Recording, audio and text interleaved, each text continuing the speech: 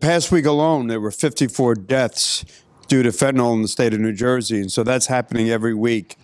And it happens one family at a time. The suffering, the pain. It's claimed more lives than car crashes and homicides combined.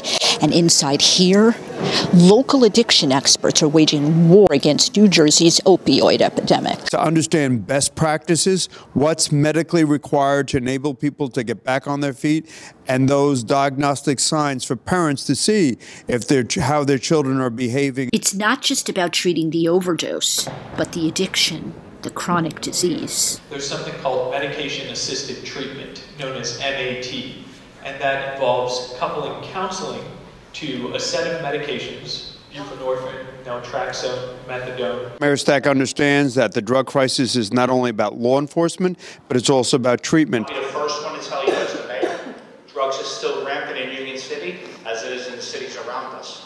And it's not just cities, it's in the suburbs, it's all over. And we can't turn the blind eye to that. Hospital ERs now have a reason to go in a new direction. We no longer prescribe opioids to the majority of patients. We look for alternatives for pain management, so we're not exposing people first.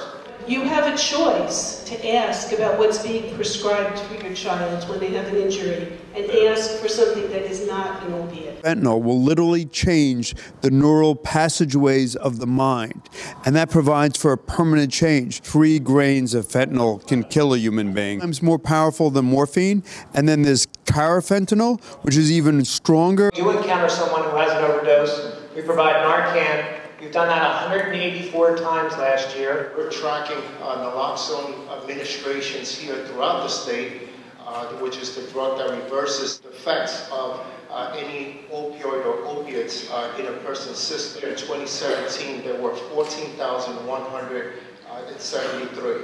Experts say fentanyl use is on the rise in the Latino community, and there's a cultural divide that comes from outside and within minority communities. It's a synthetic opioid. It comes into this country through China and Mexico, but now it's manufactured in laboratories, and it's very inexpensive, and it's incredibly potent. As a pharmacy, you're in many ways the last line before the actual drug sometimes gets into the hands. They assembled such an esteemed panel to tackle this. Whether it's politicians, whether it's law enforcement, whether it's doctors, you get a sense of how expansive the actual issue at hand is. Mayor Stack, and I want to thank him for his leadership not only in the state legislature, but here in Union City in battling the scourge. One of the things they have tried very effectively to do in Union City is to keep their eyes open. When we have a problem, admit that there's a problem and really work toward it. And that's what this is the beginning of. One of the things you realize is that if someone is going through withdrawal, there is no way they are going to be able to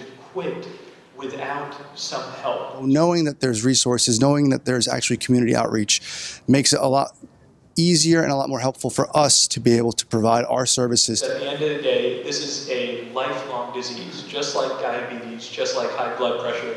It's something that, according to best standards, you need to be taking medicine for to keep at bay. In Union City, Jillian Risberg, Hudson TV.